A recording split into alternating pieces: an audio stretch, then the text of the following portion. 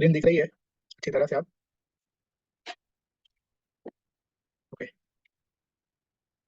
तो वैदिक न्यूमरोलॉजी में एक्चुअली यहाँ हमारा जो मेन यहाँ जो एम है आज के क्लास का, ऑलरेडी आप सबको मालूम ही होगा कि न्यूमरोलॉजी क्या है। ओके, लेकिन मेन फोकस है वो वैदिक न्यूमरोलॉजी क्या काम कैसे काम करती है, तो वैदिक न्यूमरोलॉजी में किस तरह से आगे बढ़ना चाहिए, मेन क्या है वैदिक न्यूमरोलॉजी में क्या है। न्यूमरोलॉजी हो या एस्ट्रोलॉजी हो, सभी चीजों में अगर आप में उसको उसमें अगर आपको अच्छा बनना है तो जो चीज है, ये तीन चार चीजें हैं वो बहुत ही मायने रखती है। सबसे पहले है तो कि प्लेनेट का नेचर आपको मालूम होना चाहिए, नेचर ऑफ प्लेनेट। ओके, सबसे पहले ये चीजें मालूम होनी चाहिए। प्रेडिक्शन करने के लिए क्या मालूम होना चाहिए, और प्रेडिक्शन नेचर ऑफ प्लैनेट को पता तो होना चाहिए कि ना कोई भी प्लैनेट है वो क्या कौन सा रिजल्ट दे सकता है। वो कब पता चलेगा, जब आप प्लैनेट के नेचर को जानते हो। ओके, कि ये प्लैनेट का नेचर ऐसा है, ये प्लैनेट पैसे देने वाला प्लैनेट है, या ये प्लैनेट से वो प्यार देने वाला है, ये प्लैनेट है वो बुद्धि देने वाला है। ओके, ये प्लैनेट है वो ज्ञान देने वाला है। तो वो सब चीजें जब समझ में आएगी तो ही आप प्रेडिक्शन कर पाओगे। तो सबसे पहले जो जरूरी चीज है वो है नेचर ऑफ प्लैनेट। प्लैनेट का नेचर है वो क्या है वो वो आपको पता होना चाहिए। कॉम्बिनेशन मालूम होने चाहिए आपको। ओके, कॉम्बिनेशन मतलब योगा। ओके, वो पता होना चाहिए कि कौन से कॉम्बिनेशन में क्या होता है, ये योगा है तो क्या होगा। सबसे कि सफलता का योगा क्या है। ओके, लव मैरिज का योगा क्या है, पर्सन की लाइफ में दुख आएगा, बहुत सारा दुख आएगा, उसका योगा क्या है, हेल्थ अच्छी रही रहेगी उसका योगा क्या है। ओके, तो ये सब चीजें मालूम होनी चाहिए। और तीसरी बात क्या मालूम होनी चाहिए प्रेडिक्शन के लिए,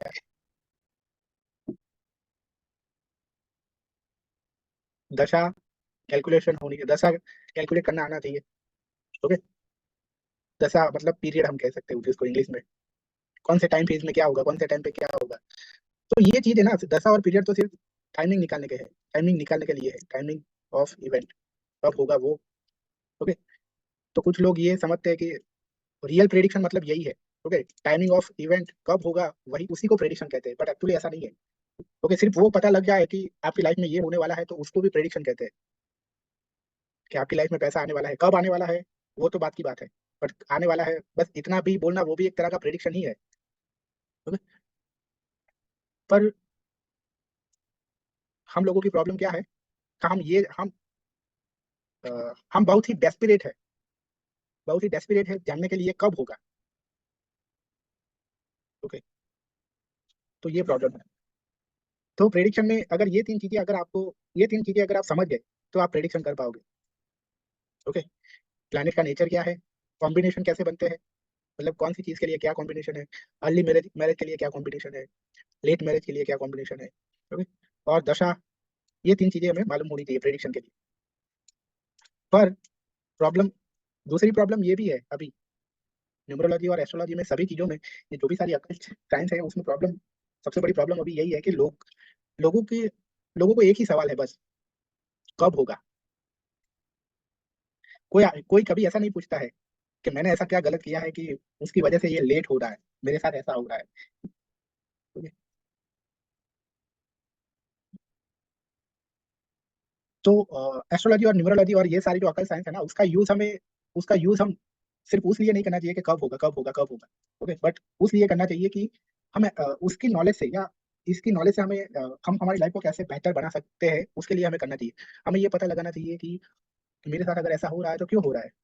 ओके, मेरी शादी नहीं हो रही है तो क्यों नहीं हो रही है, कौन सा प्लेनेट है ऐसा जो मुझे जिसकी वजह से नहीं हो रही है, क्या ऐसा कॉम्बिनेशन है। ओके, पर कभी भी हम ये सब नहीं करते। ओके, कि चलो तो फिर उसके लिए हम क्या करते हैं कि क्या करना पड़ेगा हमें, बट सब लोग हैं वो वही चीज के पीछे लग जाते हैं, कब होगा कब होगा कब होगा।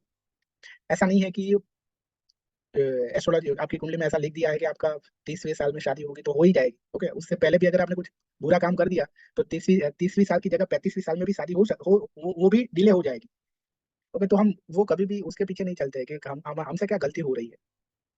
ओके, चलो तो वैदिक न्यूमरोलॉजी में कुछ कॉम्बिनेशन देखते हैं। वैदिक न्यूमरोलॉजी का जो हार्ट है, दिल है, वो है ये वैदिक ग्रेड है। ओके, जिसमें सबसे ऊपर 319 होता है, बीच में 675 होता है, और सबसे नीचे 284 होता है। तो इसमें जो टोटल है ना वो मेन जो योगा बनते हैं, अभी यहाँ ऐसा कोई है कि जिसको वैदिक ग्रिड कैसे फिल करना है वो वो नहीं आता है, तो मैं एक बार बता दूंगा वैदिक ग्रिड कैसे बनानी है, कैसे फिल करनी है कोई ऐसा?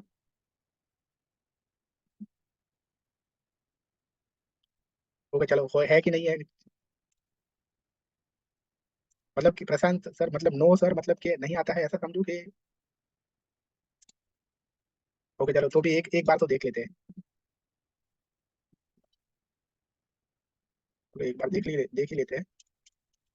दिख रहा है छोटा किया तो भी, छोटा किया तो भी दिख रहा है अच्छी तरह से?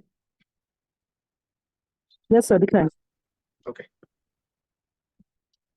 ओके, ये मान लो कि ये 22/4/1981 को किसी का बॉर्न हुआ है। ओके, तो ये क्या है, ये स्टैंडर्ड है, मतलब कि यहाँ से हम कॉपी करेंगे, किसी की अगर बनानी है तो इसको देखकर हम इसकी वैदिक ग्रेड बनाएंगे। ओके, तो यहाँ यहाँ देखो, दो 2 बार 2 है तो उसकी पोजीशन यहाँ है। यहाँ से हम देखें तो यहाँ 2 बार 2 लिखेंगे हम। उसके बाद 4 है तो 4 की पोजीशन यहाँ है तो 4 यहाँ लिखेंगे।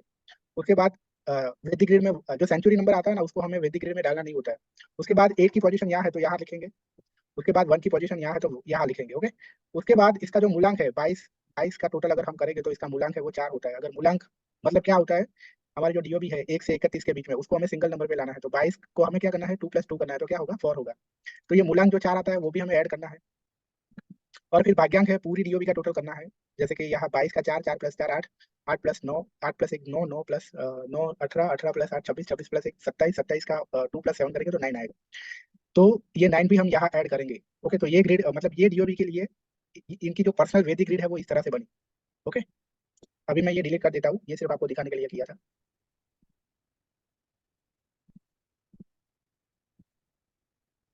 यहाँ यही ग्रेड नीचे आप देख पाओगे। ओके, ये रही देखो, यहाँ लिखा है 9 है वो डेस्टिनी है, साइकिक है, 4 नंबर है वो साइकिक है। जो ब्लैक में लिखे हैं वही रेगुलर नंबर है ये डीओबी में। बाकी के सारे जो है वो उसमें से आए हैं।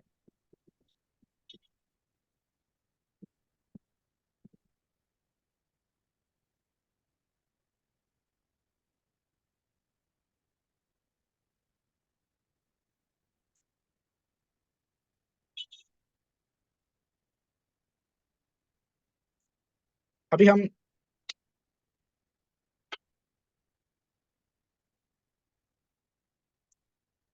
टॉपिक पे बात करेंगे।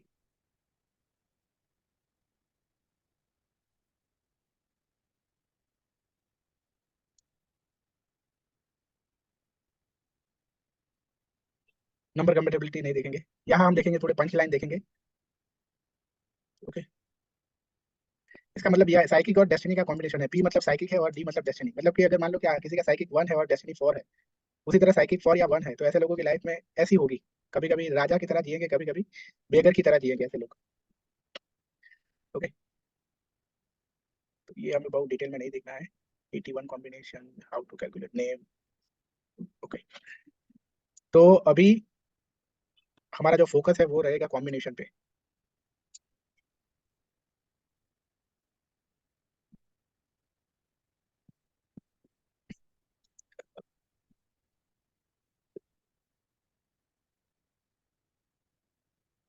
तो ये रहा मूलांक को क्या कहते हैं, do sum of only birth date. Okay, 1 to 31 until you get single number, that single number is called as मूलांक।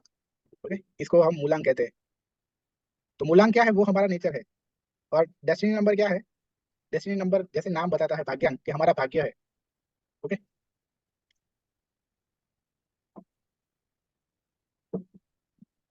तो वैदिक ग्रेड में एक एक तरह से वैदिक ग्रेड है ना, एक आदमी पर्सन के बारे में बहुत कुछ बताती है। ओके, फॉर एग्जाम्पल अगर किसी की ये लाइन ज्यादा स्ट्रांग है, ओके, तो ऐसे लोग की लाइफ में बहुत ही कम स्ट्रगल होगी। ये लाइन ज्यादा स्ट्रांग है ये दोनों से, तो ऐसे लोगों की लाइफ में स्ट्रगल होगी, लेकिन बहुत ज्यादा नहीं होगी। और उसके बाद अगर मान लो कि किसी के ग्रेड में ये लाइन सबसे ज्यादा स्ट्रांग है, ये दोनों से 319 और 675 से, तो ऐसे लोगों की लाइफ में बहुत ही स्ट्रगल होगी। ओके, तो आप ही देखिए, आप भी अपनी डेट है वो एनालाइज करिए कि आपकी आप अपनी डीओबी में चेक करिए कि कौन सी इसमें कौन सी लाइन आपकी स्ट्रांग बन रही है ये तीनों में से। तो फोकस है ना वो आपको ये 3 लाइन पे ही करना है, 319, 675 और 284, ये 3 लाइन पे ही करना है, कि ये आपको डिसाइड करना है कि ये 3 लाइन में से कौन सी लाइन है वो ज्यादा स्ट्रांग है। Okay,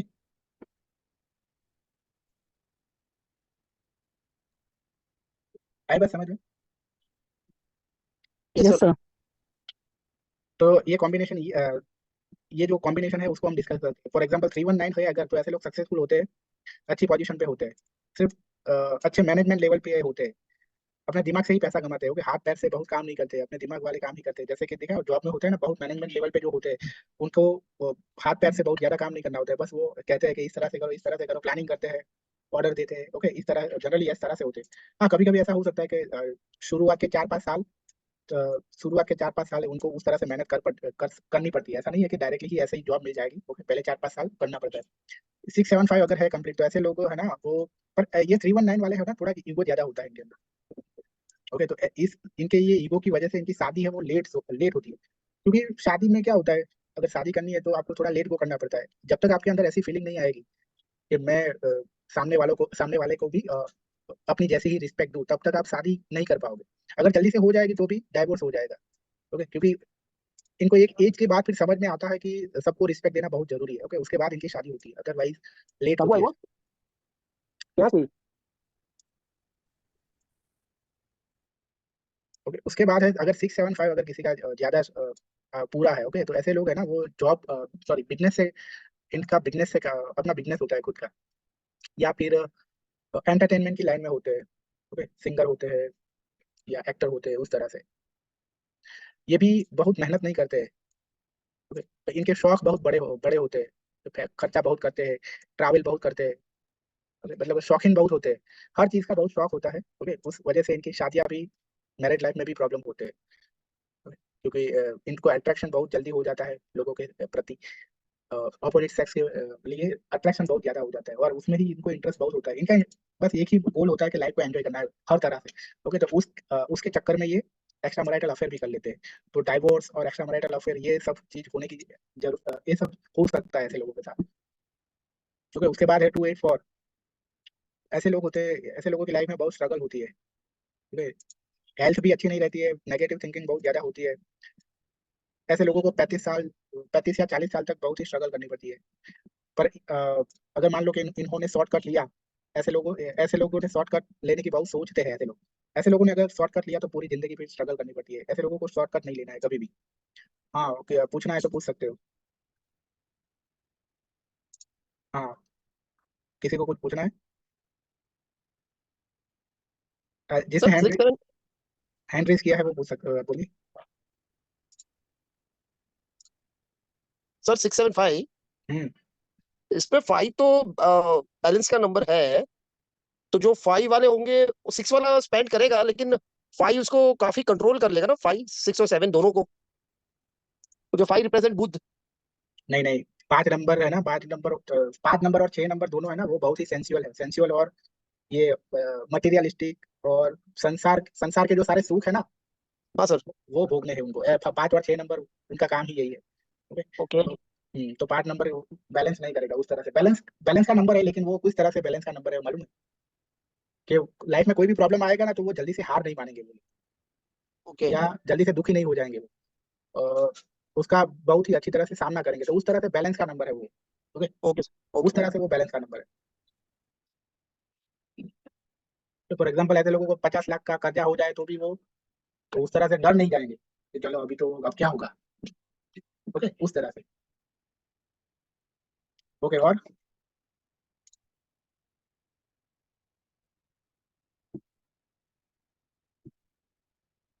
okay sir. Okay, Sai जीत, अब बोल सकते हैं तो बोलिए, अगर चैट में नहीं इतना मजा आएगा।